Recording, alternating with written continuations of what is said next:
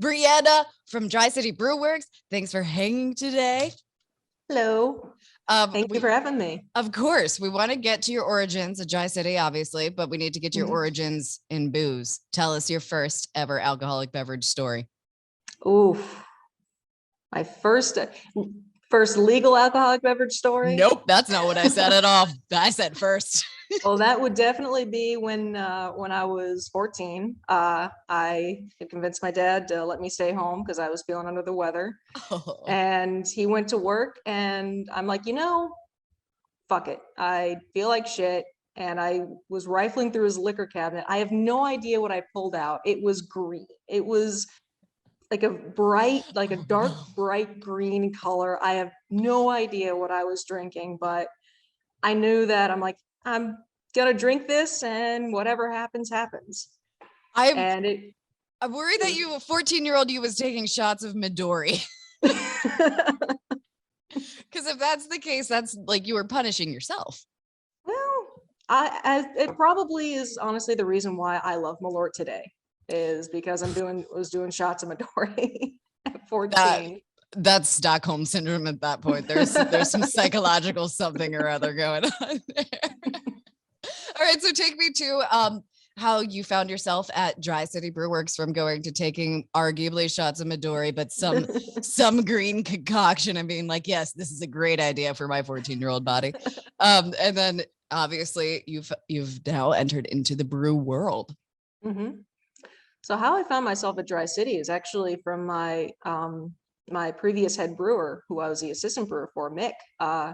He was working here, and it was actually in the beginning of 2020, and they were looking for another person. So he recommended me. I did the interview. They brought me on February of 2020. So I kind of slid right in just before the pandemic hit. Yeah. So that was definitely a very lucky slide. Yeah. How was dealing with arguably lucky, because then that meant you had to be brewing in a brewery during the pandemic, which had to be a whole different monster in and of itself. So how was that transition? That was it was my first official brewing job. So really I was being told by a lot of people in the industry, this is definitely not the norm. This is, very much nobody knows what's going on. We're just making the best. Mick would tell me stories because he worked at other breweries prior, and he had been a guest brewer with other friends in the industry. So he would tell me stories of, this is how brewing normally works. This is normally what goes on.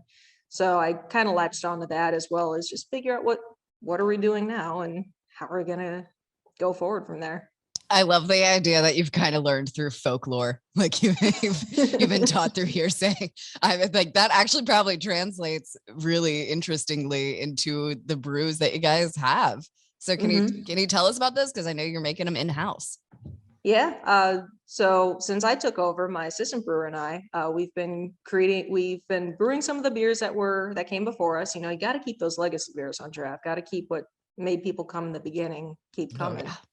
But we're also creating our own, and we actually have a Star Animal series that we made. That consists of 4 beers: the Fox, the Toad, the Hare, and the Falcon.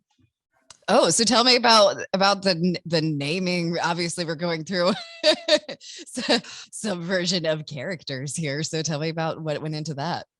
So we're both gamers, and nice. Because we had to make it as vague as possible while still giving that nod, it's a nod to the old Nintendo game Star Fox. Yes. So we talked about, okay, so what does Fox, what is Slippy, what is Peppy, and what would Falco, what kind of if we found these guys at a bar, what do we think they'd be drinking? Yeah, and so we built a beer based on what we thought those characters would drink. So when can we look forward to video game tournaments? Oh my goodness, I would love to see that. As it is, we have a lot of board games. So James brings plenty of his board games at home. So pull one out. We do pickup D&D on Saturdays. Oh, wait, that's a whole thing. Let's get into that. Pickup D&D on Saturdays. Yep. Ted, my assistant brewer, he's also a very, very brilliant DM, and he helms to pick up D&D, and people just show up. They'll usually sign up on Meetup. There's a Discord, that people will come on and he'll post kind of a synopsis of what went on. And it's one day, I keep saying one day I'm going to show up for one of these because You got to I've do it. always loved D&D, but it's always so hard to find a group that could stay. Yes, I feel like that's huge in general.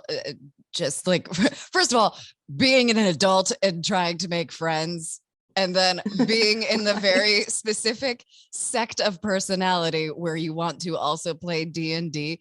That's rare. It's hard to find a group, especially if you have to move to different cities. Chicago's a very transient city. So that's a big thing that you guys have there, like a one-stop shop to go and make sure that you are going to have your weekly D&D, and there's your new friend group. You don't get a lot of that in anywhere.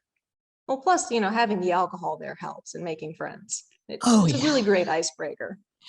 But how many friendships has the combination of D&D and alcohol destroyed? Be honest. Probably not as much as Monopoly. Fair. Well, when we're bringing capitalism into it, then we got political views and it's a whole thing. Well, I found out a few days ago that there's apparently a puppy Monopoly. So now I must know if that destroys friendships the same way regular Monopoly does. So when you say puppy Monopoly, I got questions. Or do we mean like just smaller Monopoly or a Monopoly involving puppies? I'm interested in both. It's apparently Monopoly involving puppies. Like, I guess going around the board, it's puppy related. Like, there's probably some type of puppy hotel and a puppy train. I wasn't able to get a good look at it myself. I just saw it on the fly and I said, I have more questions than answers, and I will have these answers one day. You and I are going to do some investigative journalism into puppy Monopoly. We're going to unearth some ish. It's probably going to change the world, and I'm looking forward to that. So tell me more about hopefully honestly, hopefully it does change the world. So tell me about obviously you guys have the D&D crowd coming in and the board game crowd coming in, but what's sort of the vibe of your customer base at Dry City when I walk into that brewery? Who can I expect to be friends with? That's a very broad swath because we are in the heart of downtown Wheaton. So you get people that are just kind of transitioning since we're right next to the train station. We'll get a few people that their train's not coming for X amount of hours, so they'll walk on over or they'll transition, hop in for a couple of beers. You get a lot of the younger crowd as well. So it really depends on just the time of day. Wednesdays, we have open mic nights. So then you see all sorts. You'll see musicians. We've had some stand-up comedians that will just play. I'm hoping to one day see some slam poetry. That would be awesome to see on a Wednesday night. Okay, putting that out into the ether. Slam poets. Get out there. We need to do some snaps. Really just keep it fun. Yeah. And Thursdays we have trivia. So you get the trivia crowds on Thursdays, and we try to do themes. So then every now and then you'll see like we started out with Disney trivia. Of course, we had the Disney folks coming on out. Star Wars trivia was last week. And then this week is going to be movies. Star Wars trivia. I'm sorry, there's a theme here. There's D&D, there's Star Wars. I'm getting into my nerdy side. It's got to come out. We are geeks and it is the best. I love that so much. So hands down, what is your best customer story? Like when you're talking to people about your job and you're like, I have a story I want to share about the brewery. This thing happened with this dude. And we were like, what story comes into your mind? Oof. I don't really have any on the brewery side, but I was a pizza driver for 10 years. And I got stories. No, I want that one. There. Tell me that one. I have a couple that are about equal. So for the longest time, I was the only woman who was delivering pizzas at this place. And every now and then I get some really weird deliveries. And one of the places we delivered to were the local hotel areas. Had a guy order normal, just wanted Italian beef, fries, some hot peppers. The thing that made him stand out is he said, I want ketchup, like just I want a bunch of ketchup packets in my bag. If you have to charge me. If you think that you're putting in too much, it's not enough. I want ketchup packets. So we shoved this bag so full of ketchup packets, it was silly. Take it over to this hotel, walk it to the hotel room, knock on the door. This man opened up the door, covered in sweat, in tidy whities, and I could hear porn playing on like that hotel TV in the background. He very nice. He tipped well, and I'm grateful for that. He did invite me in. Also grateful for that. Tidy whities, porn. So nice. Great tipper. That's really where the standard is sometimes. Like, Yeah. It's hard out here. Like sometimes it's just like, yes, did he answer the door in his underwear, sweaty with porn playing? Sure. But he was After kind to asking me. for 1,000 ketchup packets. I'm concerned. I'm concerned about what happened with those ketchup packets. Like I don't want to know, but I do want to know. I was told to ask, but when I saw all of that happening, I figured that was one of those questions that I really did not want to know the answer Who told to. you to ask though? That's also a question that I don't know as a delivery driver that I'd ever be like, hey, we got it. Here's this. Also, ketchup. Like, how do you ask that question to someone? Like, Well, so the kitchen was curious, as well as a manager on duty. And when I got back and told that story, it was just a lot of, oh was no. he gonna use it for? I'm not gonna ask. Oh boy. You do you, sir. You know, you didn't invite me to join, so that's all I care about. Right? Like that. That's really where I thought that was. You were nice and you tipped well. That's really what it is. Be nice, tip well. We'll deal with anything outside of that. We do not care. Mm-hmm. That's amazing. I'm so glad you shared that story. But also like, I'm sorry like, for you reliving that trauma. Don't ever underestimate pizza drivers. See some shit. They do, and like that's a job not for the faint of heart. There's this special kind of bravery it takes to be able to walk up to someone's house. Like most people don't think of the pizza driver as having to be scrappy. You gotta be scrappy. You show up to those houses, people will be like, I already paid. Then you gotta be like, mm-hmm. Okay, I got a check here that says otherwise. Yeah, you did it, and I'm not getting paid enough to have this argument with you. So like, what are we gonna do here? I actually because I did have a few people try to pull that. I just walked the food right back to my car, and then it was a chase down of, oh, hang on. I was mistaken.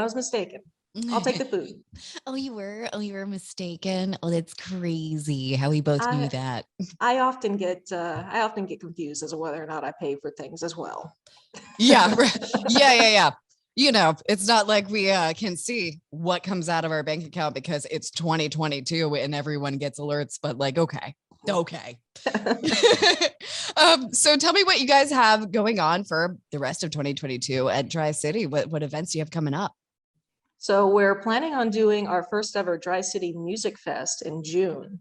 So we're hoping to get a bunch of local bands to come play, hopefully to get a few food trucks to come serve, and really kick off it being done with this pandemic in style. You know, music, beer, summer, food, it's really the quintessential thing to have. I'm hoping to do a collaboration with my friends over at Two Hound Red in Glen Ellen. Okay. We're also hoping to maybe do a collaboration with a local restaurant called 302 out here in Wheaton. Okay, tell us about that. So 302, they have very easy menu. They do smash burgers, they do tots. They have what I'm told is a very good grilled cheese, incredible craft beer lineup. I love it when I see Dry City on draft there. But we're thinking about doing maybe like a Mexican style lager with lime. So if I can get that pulled off, you'll see it at the brewery and at 302 North and 302 South. All right. Well, thank you so much for hanging with us today. We can't wait to get out there, hopefully for that Dry City Music Fest. Hell yeah. June 25th is, I believe, the day we've earmarked for it. June 25th. We will see you then. Thank you so much, Brianna. Thank you. Thank you for having me.